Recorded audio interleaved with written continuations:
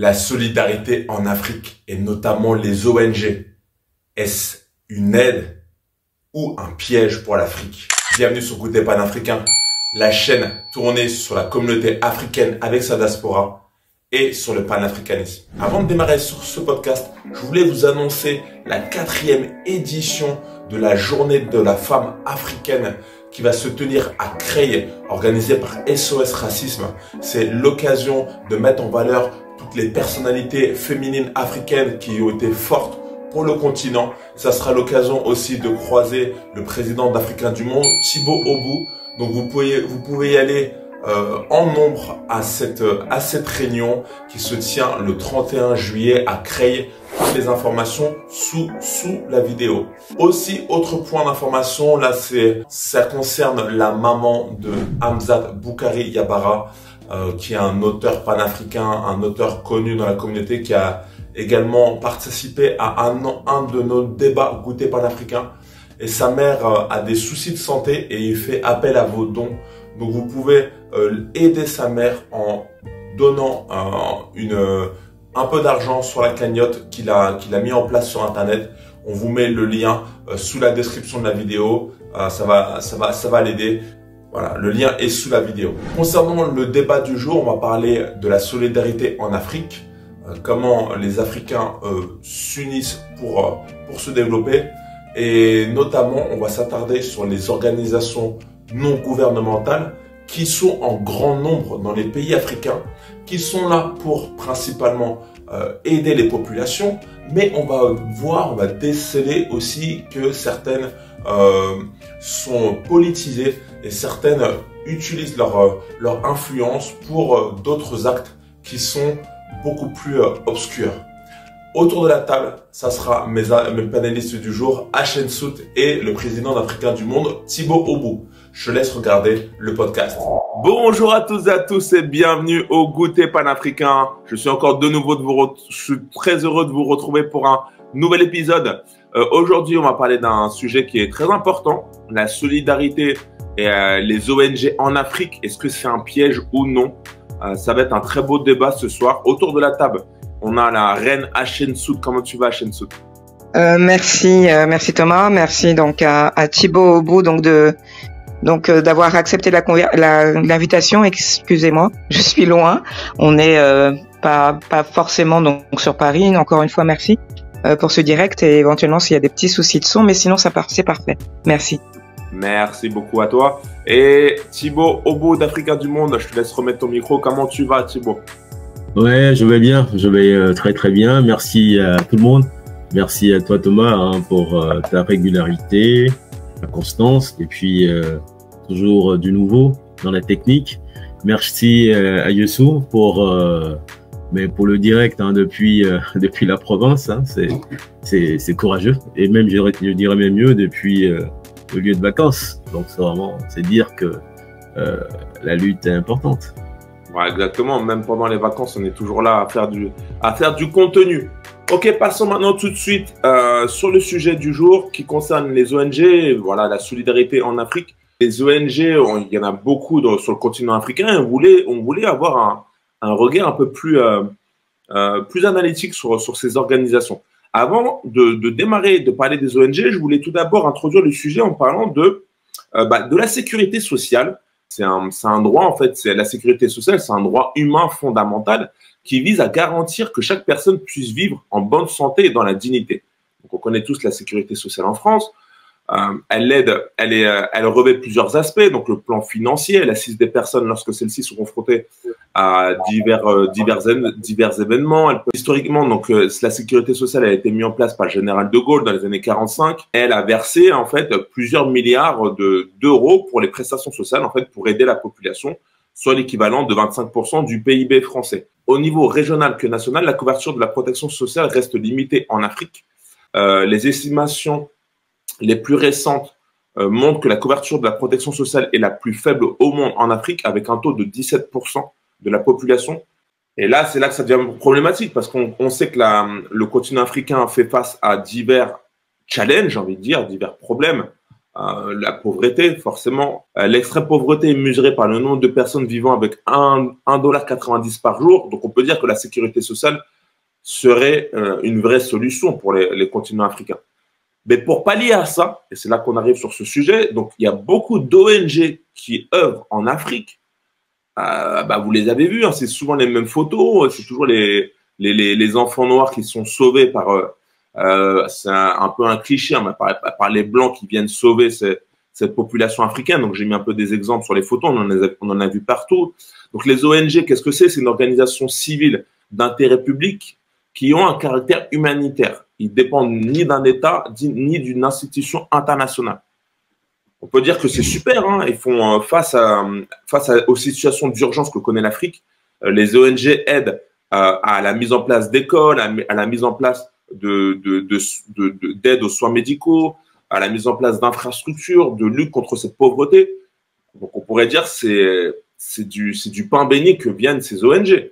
Sauf que on fait face à une recrudescence des ONG en Afrique et ça devient impressionnant. Donc j'ai listé le nombre d'ONG qu'il y a par pays. On est par exemple au Burkina Faso, il y a plus de 274 ONG. En Éthiopie, en 2003, il y en avait 419, alors qu'il n'y en avait que 47 en 1989.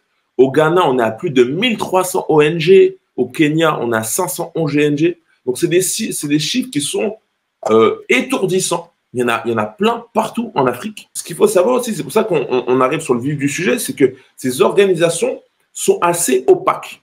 Elles ne déclarent pas leur bilan financier, elles bénéficient d'aides financières par divers organismes, aussi par des personnes individuelles, par des dons. Mais sauf qu'on ne sait rien, la plupart du temps, on ne sait rien sur leurs finances.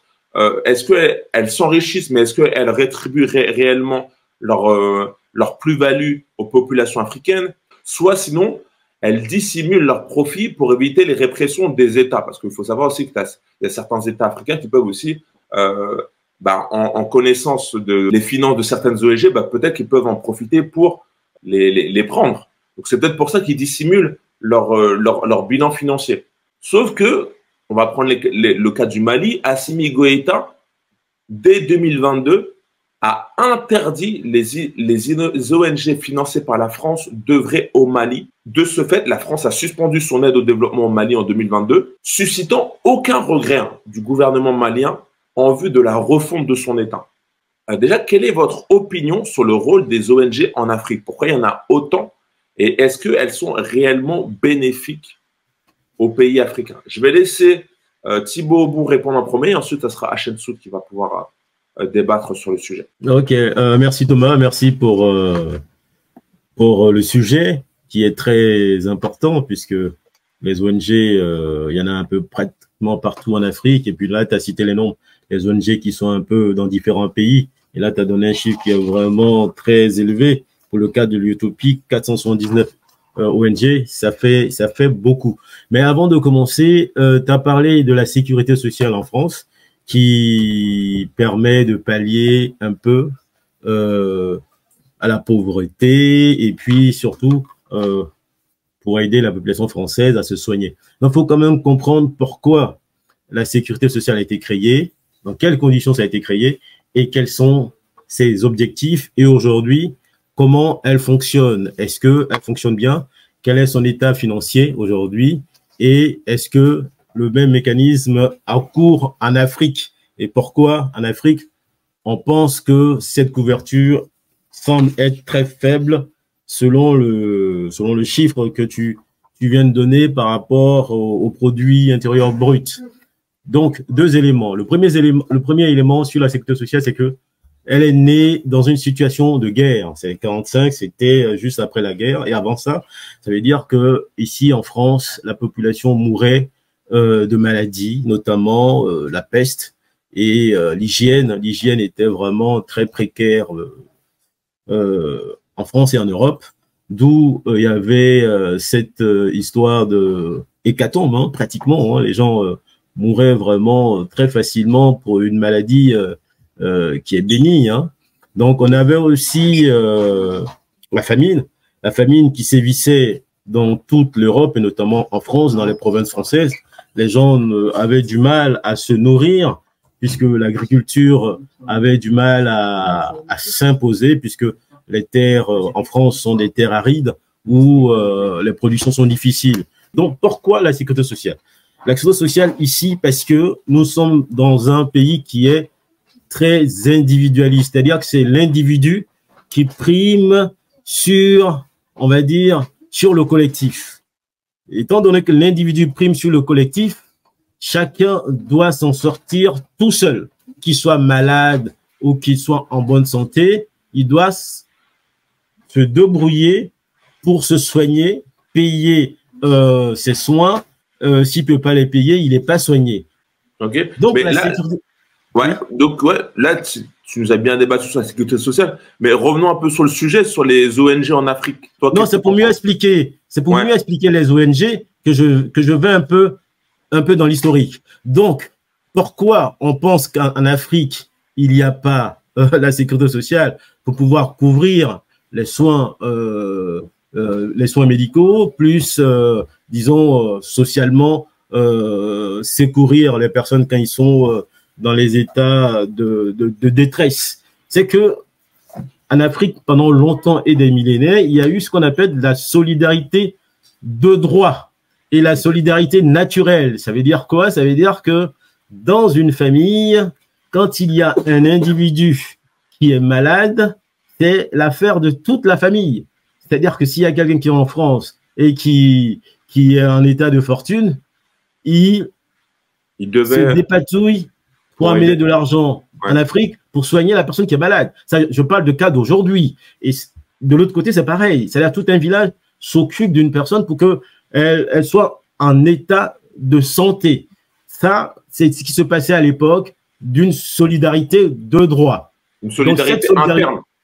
Comment? Une solidarité interne, en fait. Solidarité interne de famille, de village, de collectivité morale, de région. Donc, c'est ce qui a fait que la possibilité d'une sécurité sociale collective n'a pas primé, puisque la solidarité était déjà collective.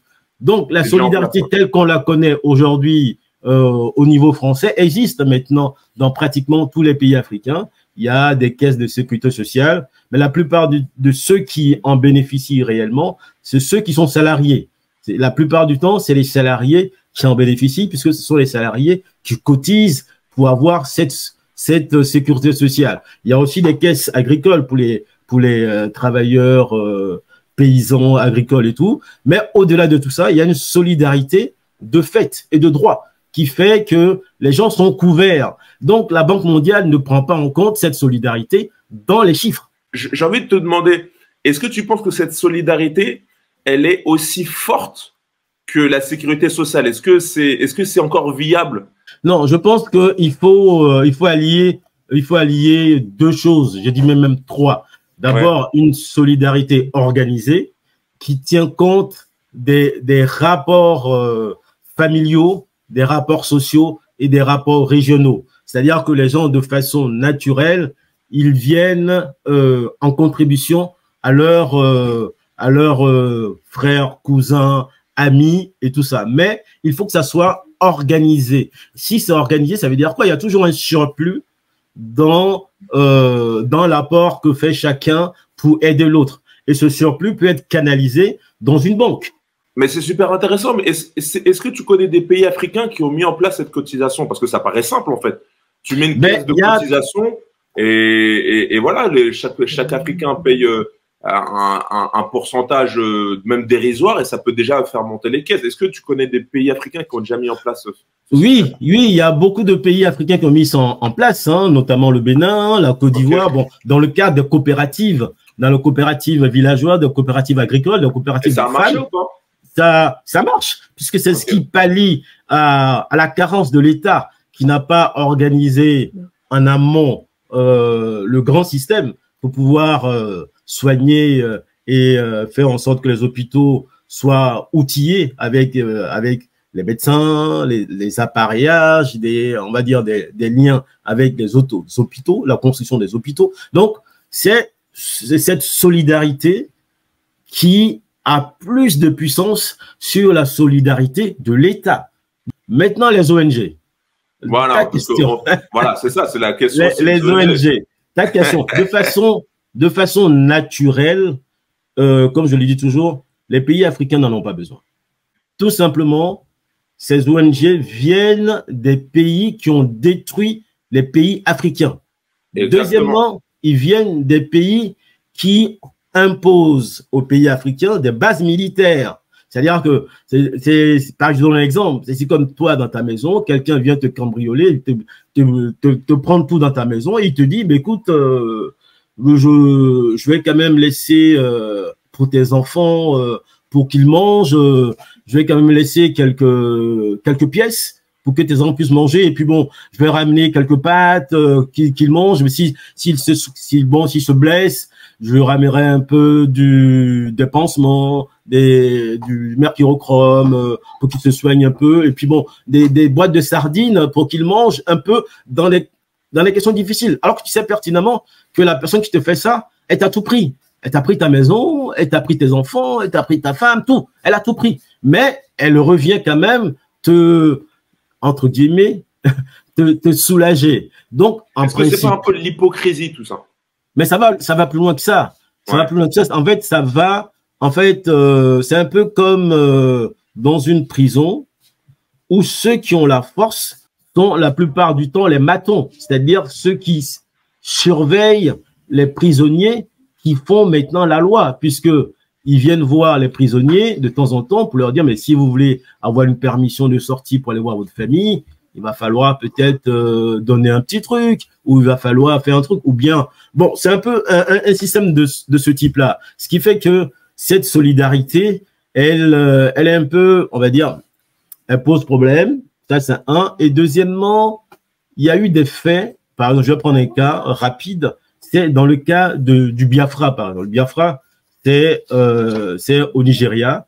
Et quand il y a eu la guerre de sécession du Biafra, ici, le général de Gaulle a demandé à la Croix-Rouge de pouvoir convoyer des armes aux sécessionnistes biafrais.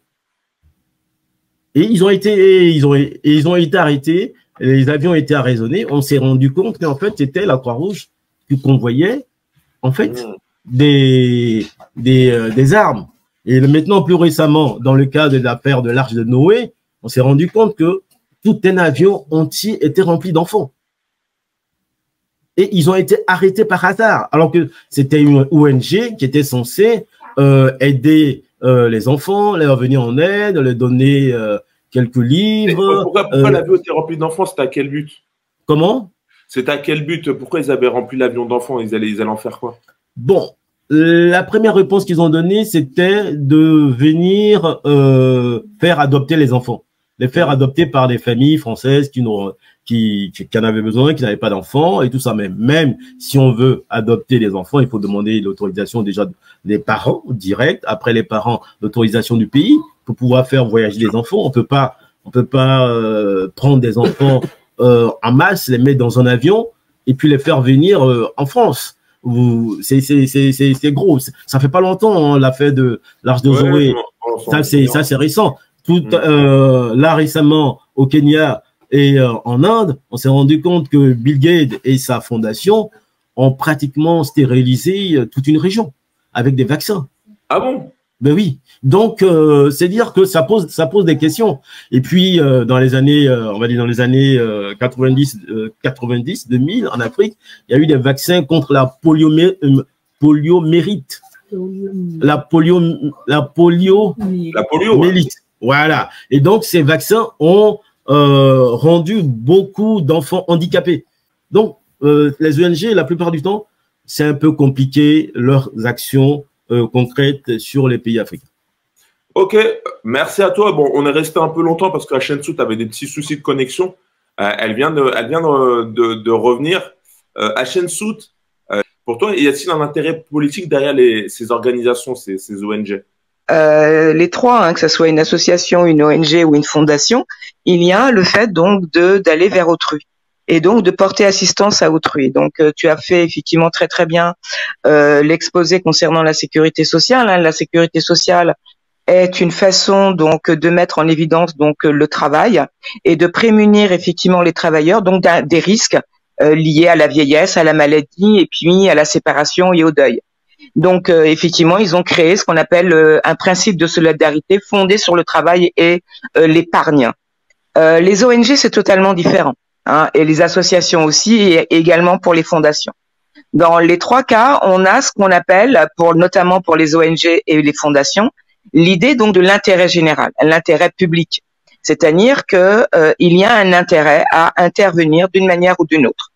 Et on voit au travers donc des problématiques qui sont telles en Afrique, le souci, hein, au premier abord, d'aller vers autrui pour porter assistance donc à ces personnes-là.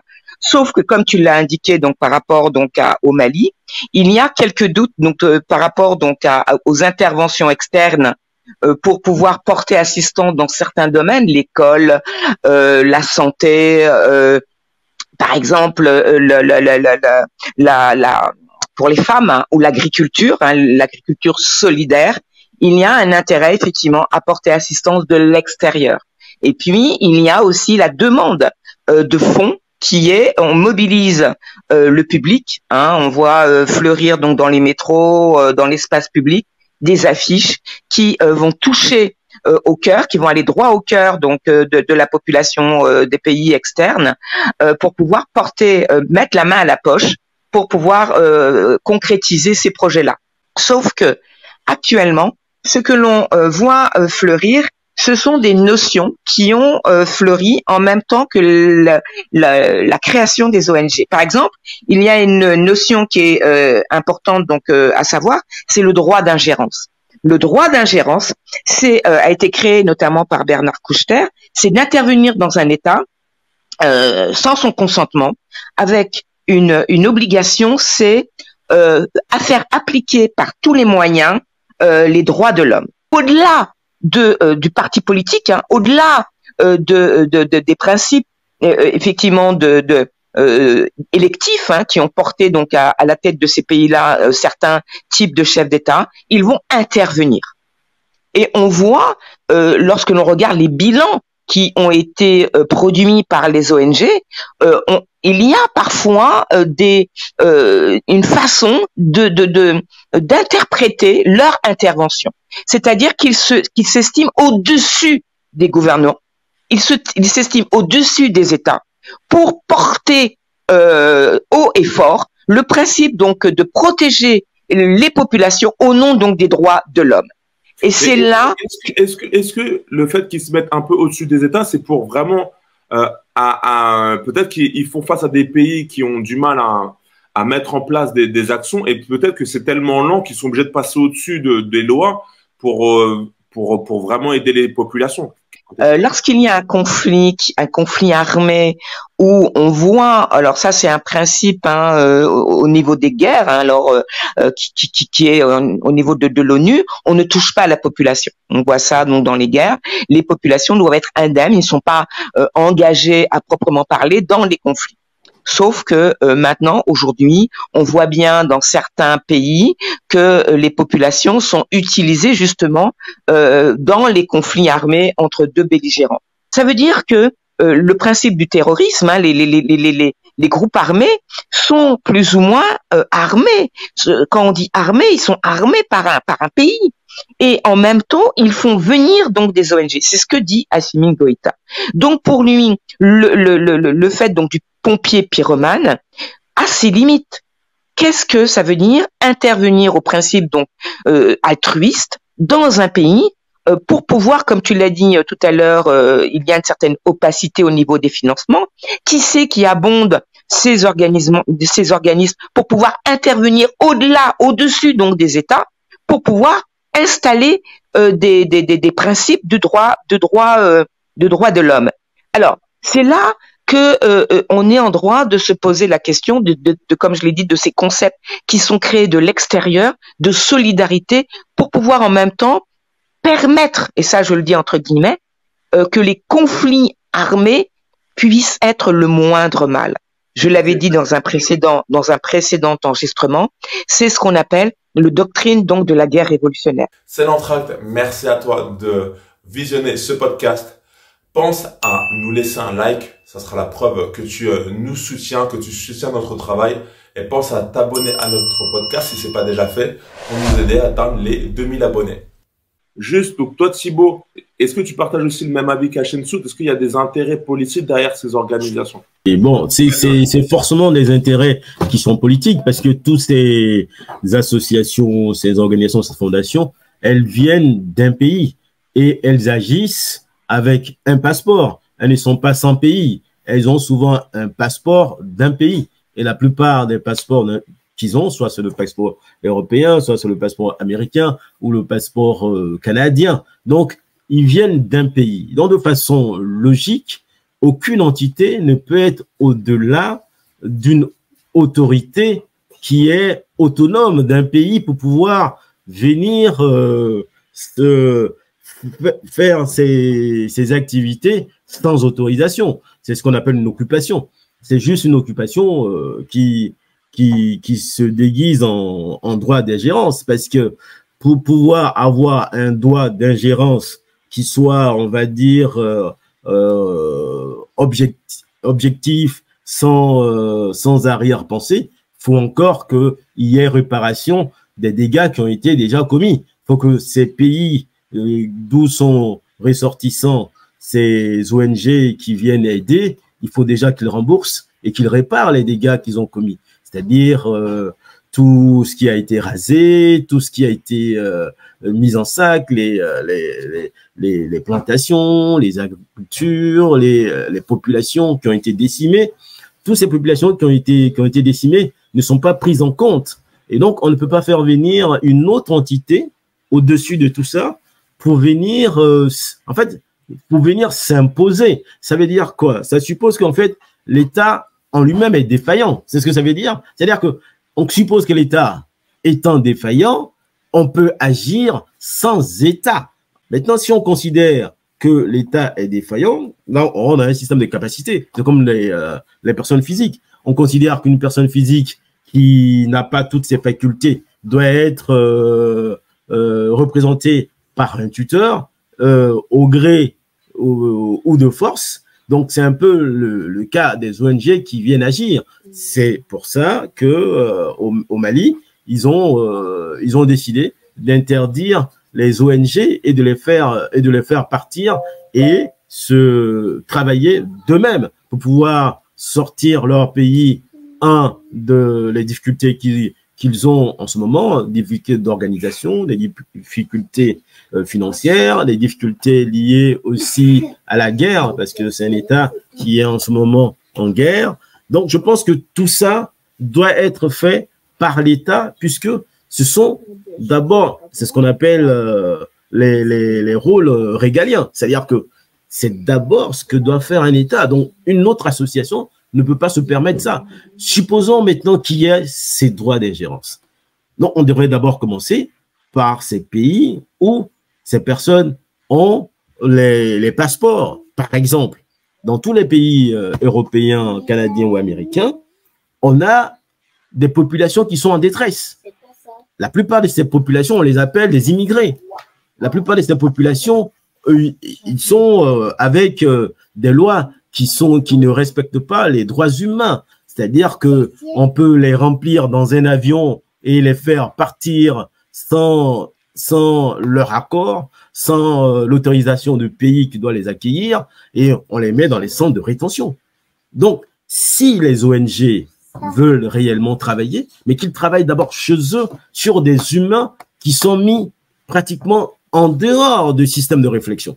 Donc, moi, je pense que ces organisations devaient d'abord se revoir et respecter chaque État dans lequel ils y vont pour pouvoir exercer une action entre guillemets humanitaire. Parce qu'une nation qui est humanitaire, ça suppose que c'est une nation de bon sens. Donc, elle devrait avoir l'autorisation de pays d'accueil, ce qui n'est pas le cas. Et la plupart du temps, quand ils viennent en financement, ils viennent souvent avec un encadrement qui est un encadrement spécifique, sans tenir compte de l'encadrement local. Donc, du coup, les gens, ils viennent pour qu'on leur donne, par exemple, des boîtes de sardines ou des sacs de mil, sans tenir compte la plupart du temps de l'alimentation locale. Donc, du coup, il y a un déphasage. Si tu alimentes quelqu'un avec une nourriture qui est étrangère, dans le sens où elle n'est pas habituée à cette nourriture, forcément, au lieu de l'aider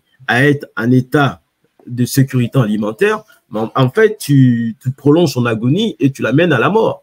Ok, je vais laisser la parole à Shensoud vu qu'elle a un souci de connexion. Ça va être la dernière question pour vous deux. Pour vous, les pays africains peuvent-ils s'en sortir en inventant une nouvelle forme de solidarité? Alors Thibaut, tu l'avais évoqué au départ, tu avais dit qu'il y avait une solidarité déjà de base africaine. Aussi, on avait parlé de la cotisation hein, qui devrait être mise en place, qui est déjà mis en place. Est-ce que vous avez encore d'autres idées qui peuvent permettre à l'Afrique, à ce continent qui est riche, il ne faut pas l'oublier, de plus bénéficier encore de ces aides extérieures? Alors, la question, c'est pour l'Afrique, pour que les ONG soient moins prégnantes sur les pays, sur les territoires donc de ces pays-là, il faudrait développer une véritable politique liée au travail. Okay. Qu'on puisse avoir un PIB qui monte en charge pour que les populations puissent subvenir de facto à leurs besoins et non pas voir des ONG qui viennent en disant bon bien on vient de manière un peu limitée pour mettre un puits, pour pouvoir donner quelques cahiers, permettre l'alphabétisation, ce qui est bien de manière limitée. On va pas critiquer ça. Hein. C'est un petit peu dans la logique donc de l'altruisme et des dames patronesses qui existait donc en France. Et ça, effectivement, l'Occident sait très bien faire, mais c'est pas suffisant. C'est au nom des États, c'est les États qui doivent se réapproprier cette notion de protéger sa population. C'est le rôle de l'État, ça lui revient de facto. C'est son rôle de protéger sa population et de développer des entreprises publiques qui vont engranger de l'argent. Hein, même si le FMI et les banques mondiales disent qu'ils ne veulent pas effectivement des entreprises publiques, mais il est nécessaire de protéger la population. On ne peut pas continuer entre fondations et ONG. C'est limité. Les conflits vont perdurer. Les ONG sont un petit peu des sparadraps sur une jambe de bois. Ça revient, c'est une notion qui est forte. Hein. La population a le droit d'exister si un État fort existe. Très bien. Et Thibaut, dernier mot court pour la fin. Donc, toi, est-ce que tu en as parlé au début, mais est-ce que tu as une nouvelle idée? Oui, moi, je pense que les Africains n'ont pas besoin d'ONG pour pouvoir s'organiser pour des raisons qui sont très simples. C'est que les pays d'origine de ces ONG ne veulent pas d'Africains dans leur pays aujourd'hui. C'est-à-dire que toutes les dispositifs sont mis en place pour faire en sorte que l'Africain reste assigné à résidence, ne pas qu'il voyage, ne même pas qu'il arrive. Par exemple, dans le cas français, on voit bien que tous les débats, ce qui est faux, tournent autour de l'immigration. Mais en France, quand on dit immigration, en fait, pour eux, l'immigré, c'est l'Africain, c'est le noir, c'est pas le polonais, c'est pas l'italien, c'est le noir. Donc, ils veulent pas qu'il voyage. Donc, pour ça, ils disent franchement à la télé, l'heure des grandes écoutes, il y a trop d'immigrés, il faut faire des nouvelles lois pour les contraindre, ça monte, ça descend. Donc, ils en veulent pas. Ils veulent pas d'Africains dans leur zone de résidence, alors qu'ils ignorent qu'ils sont assis d'abord sur des pays africains. Ça, c'est un fait. Mais ils en veulent pas. Donc, comme ils en veulent pas, quelle est la logique qui leur pousse à aller les aider en Afrique? Il n'y a pas de logique. Si vous voulez pas des gens, pourquoi vous allez les aider? Il n'y a pas de sens. Au contraire, si vous voulez d'eux ici, vous pouvez les aider de l'autre côté, puisque vous avez tellement l'amour de ces personnes que vous aimeriez qu'ils soient bien chez eux. Et donc, comme ils doivent être bien chez eux, ben, on va les aider pour que ils aillent mieux du point de vue de la santé, du point de vue de l'éducation, en fait, du point de vue de tout. Alors que la plupart du temps, on parle souvent du planning familial. Ça veut dire quoi? Ça veut dire qu'ils considèrent que les Africains font trop d'enfants. Donc, par conséquent, il faut réduire le nombre d'enfants qu'ils font. Donc, il leur faut un plan de réduction de leur population à travers les femmes africaines. Donc, ils n'en veulent pas. De façon logique, ils n'ont rien à y faire. Ça veut dire que les pays africains, comme l'a fait le Mali, ne devra pas accepter, parce que là, tout à l'heure, tu as cité des chiffres, mais qui sont effrayants. Il y a des pays qui ont plus de 400 ONG, il y en a d'autres qui ont plus de 300, et ils sont là depuis des années. Logiquement, ils devraient être de façon ponctuelle, parce que logiquement, ONG, ça veut dire que on vient de façon ponctuelle pallier à une situation de crise. Mais une situation qui dure depuis des années n'est plus une situation de crise, ça devient une situation institutionnelle. Donc, du coup, on change l'État à une ONG et on a des associations, des organismes qui se pavanent dans les pays, qui dépravent même souvent dans certains cas la mentalité des enfants, des filles. Donc, en fait, les Africains n'ont pas besoin d'ONG parce qu'ils sont, ils sont très riches. De deux, moralement, dans la plus grande majorité des cas, c'est les gens qui ont une éducation qui respecte l'humain, l'être humain, encore aujourd'hui. À part la situation de crise de guerre ou si la personne est vraiment hyper droguée, qui n'est plus dans son état réel, qui fait qu'il peut suivre d'autres chemins, mais ils n'en ont pas besoin. C'est l'inverse qui devait se faire. En fait, c'est les Africains qui devraient aider les pays qui viennent les aider. Pourquoi? Puisqu'aujourd'hui, on parle par exemple de la situation climatique et tout ça. Donc, si les meilleures personnes qui sont plus outillées pour aider les climats, c'est les Africains, puisqu'ils n'ont pas pollué comme ont pollué les Américains, les Chinois et tout ce monde-là, et ils n'ont pas pollué. Donc, c'est à eux de venir apporter leur expérience de vie. Comment on fait pour vivre en harmonie avec les eaux, vivre en harmonie avec les arbres, vivre en harmonie avec les humains, sans les détruire. Donc, c'est de ce côté. En fait, l'aide devait sortir des Africains, les ONG devaient sortir de l'Afrique vers les pays européens, américains, mais pas l'inverse. Ok. Bon, merci à vous d'avoir débattu sur ce sujet, un sujet assez pointu, car on en voit partout des affiches pour les ONG. Ça reste des actions humanitaires, comme l'a dit Hachem Sout. C'est très bien ce qu'elles font. Si elles apportent de l'aide, c'est très très bien. Mais n'oublions pas aussi que les pays aussi doivent se prendre en main, que l'État doit aussi s'occuper plus de la population. Ça doit venir de l'État aussi. La solution, c'est l'État qui le détient entre les mains. Et comme a dit aussi Thibaut, ça doit être de manière ponctuelle, mais ça ne doit pas non plus devenir une véritable institution. En tout cas, laissez-nous vos avis sur ce débat. Goûtez panafricain, on se fera un plaisir de les lire, de débattre avec vous, parce que c'est l'objectif. C'est un débat sur l'Afrique et la diaspora.